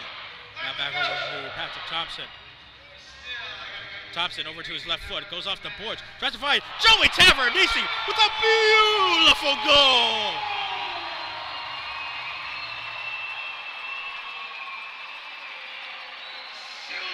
And they'll celebrate in the stands with a couple of his friends. Oh my goodness, and Valentine's Day was 2 days ago, Joey. Stop it. Here's a kiss. Looks like to his girlfriend in the stands there, and 4:01 left to go in the 4th period. It is Syracuse 7, Ambush 4, and Joey Tavernisi gets the goal he's been fighting for this entire game. And Joey Tavernisi, his 3rd game against the Ambush, his 3rd game with at least 3 points against St. Louis in this one, coming off a great pass off the boards from Patrick Thompson. He takes it off the volley with his left foot. That's not easy to do, folks, even if you are a professional indoor soccer player. A great play by Big Rav Tav, increasing the Syracuse single-season record for points. It's just such a tight angle also. You don't really expect it, as João Pepe has come on wearing the yellow 6th attacker jersey. So now it's desperation time here for St. Louis. They need 3 goals, and they need them quickly, as João Pepe has donned that 6th attacker jersey. But this is Syracuse, something that Syracuse has done a good job in protecting, but not so much there, as that's a beautiful right-footed shot from Richard Schmerman, who finally gets that goal he's been looking for. And hey, if you're going to get good goals and start a comeback, you might as well start somewhere. Start off with a screamer off the bottom of the bar from Richard Schmerman. And they had to do it right then. Only a little less than 3.5 minutes to go in regulation. It's going to take goals like that if you're going to want to beat this Syracuse defense and Andrew Coughlin in between the pipes. Good shot right there. They're going to need a couple more of those. Have to stay aggressive as Pepe returns to the bench. Yeah, with Syracuse starting the game back up with possession. I'll force Paulo back in goal as the Syracuse lead is now down to 7-5. 2 goals once again. Good pressure still coming here from the Ambush. Slavisa picks it up. Duarte kind of come back in, and here comes Dylan Hundell battling against Darren Toby. Pepe still not on the field as Slavisa battles Hundell and Duarte. Good job from Hundell to get the ball back. Nice job from him. Here's the shot, and it's scuffed there by Nascimento. A little knuckler that goes right instead of forward. I think he needed to shoot forward with that. Instead, he'll go out for a Syracuse restart. Typically, when you're facing the net, Christian, you have to kick the ball forward if you want any chance to score. Didn't do it there, so there's always next time. But definitely questionable decision by Everton not to send Pepe out there. It looked like St. Louis had firm control in the Syracuse side, and Paolo's just sitting in between the pipes. Pepe's waiting on the sideline for the call, and there wasn't any. Very confusing, and what's happening? Yeah, they tried to go for a pass back, and Paolo wasn't in the place that St. Louis was expecting them to. And all of a sudden, a slight miscommunication here means that Syracuse gets another extended bout of possession, and now they're just in kill the game off mode. As with 2:18 left, Syracuse doesn't need another goal, but they might have one here as Vitale goes down the left-hand side. Nice job there from Almeida and Everton to get the tackle, and Paulo's going to call timeout. Definitely questionable playmaking from the ambush at the end of this game, right after a beautiful upper left 90 strike from the bar. Just a lot of questionable plays and decisions on both the coaching and the players. Very confusing. Right, with Paulo calling timeout there, that will allow the ambush to get Pepe back on the ball, which is so crucial for them. Now with 2 minutes and 7 seconds left, still plenty of time here for the ambush to score. We'll stay with you here on MASL.TV as the Silver Knights only have a 7-5 lead over this St. Louis ambush team that is still by no means out of this game. And really, this is where St. Louis has really failed to capitalize. In clutch time late, not down by so many goals, only down by 2. This is still a comeback that can be made. And Ryan Hall, Joey Tavernese even knew that you were talking about last week, they knew how good this team, St. Louis, was. The record not evident of how good they've been this entire season. Just when in these situations, Syracuse was able to get a couple of empty net goals in game 1 that they played back in mid-January, and able to kill off the 6th attacker completely back in game 2 of that game. However, 6th attacker goal here from St. Louis, still opportunities here for St. Louis if they can just.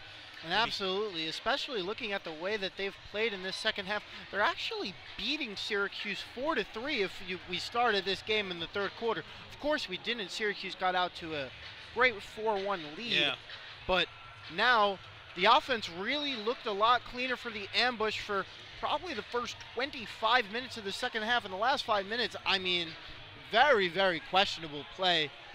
This is something that Syracuse spent a good amount of time in practice on yesterday before the game, practicing defending the 6th attacker. And they do, especially because the last 2 times Syracuse has come out of this game, and it looks like, is that defensive clearance called? It's a procedure violation nonetheless. It is a procedure violation because I think Pepe had to throw that ball out.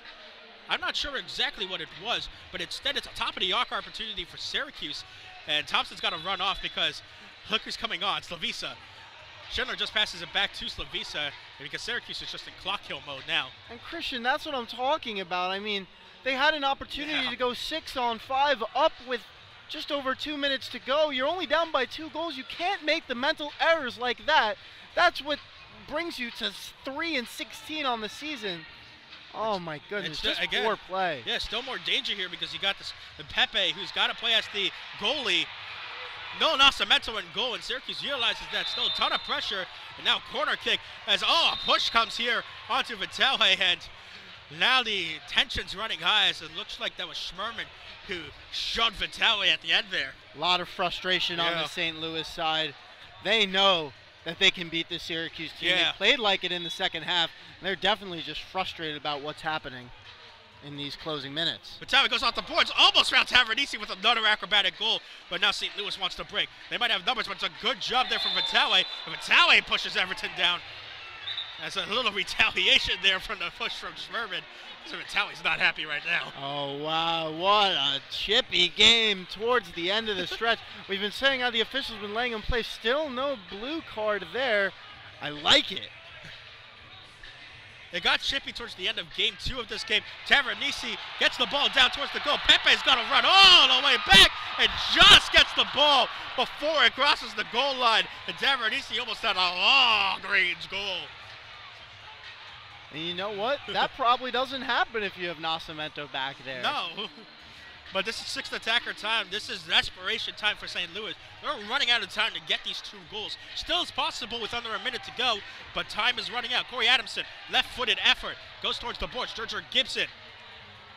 Everton and Adamson, they can't decide what to do, and Schindler able to get the ball away towards Pepe at midfield. Now under 40 seconds left. Goes over to Everton. Muscled against the boards. Here's Vitale. Now sandwiched against the boards by Adamson and Everton. 22 seconds left. As Syracuse has done an excellent job killing the sixth attacker off. Pepe looks up in desperation, sees there's only 15 seconds left, and Syracuse should come out with a victory here. And this was a huge win for the Silver Knights, increasing their lead over Florida. So Syracuse, that's another big victory to get themselves one game more ahead against the Florida Tropics. Again, keeping an eye down in Florida.